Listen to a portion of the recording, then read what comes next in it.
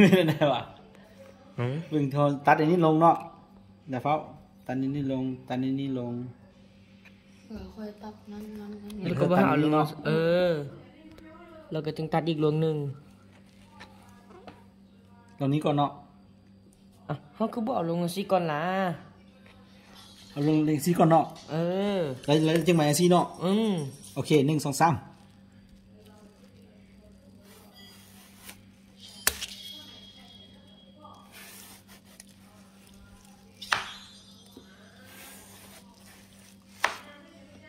ไปอีก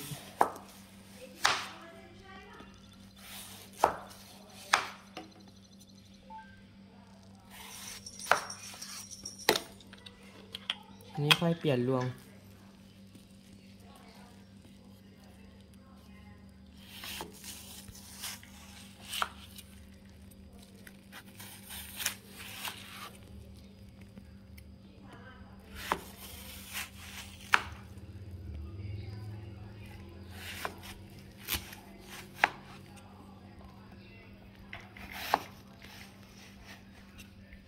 แล้วก็ได้ที่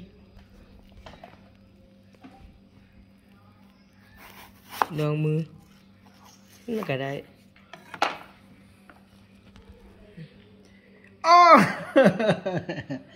ไม่คือยังในหนังของบอของเขามันบนใหญ่คือของเขาเจ้าบอให้ตัดบ่หมดยังบ่เบิ่งตัดบ่หมดHere is our first very first organic watermelon 100% organic and we will have only 2 in this year how we can continue this all the way in the future this is half of the watermelon just so fresh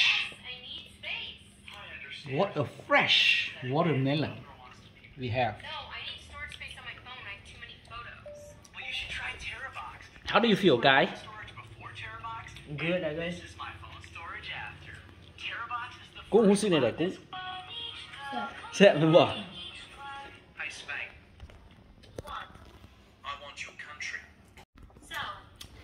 เธอรู้ดีว่า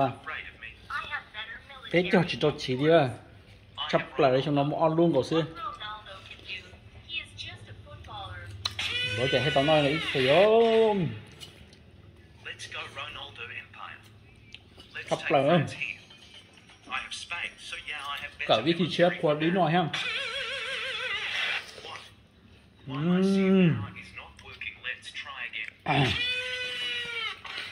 นั่นเป้งเป้ง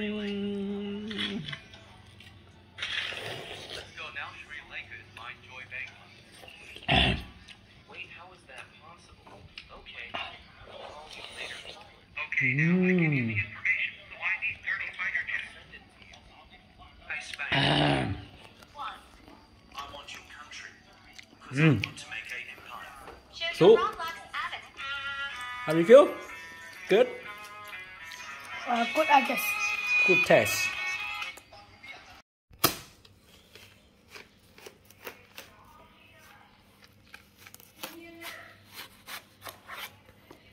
Dang นี่แทบพอกินนี่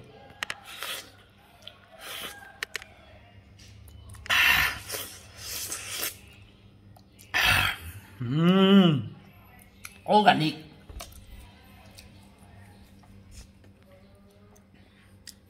organic 100% organic the first one and we have only 2 this year okay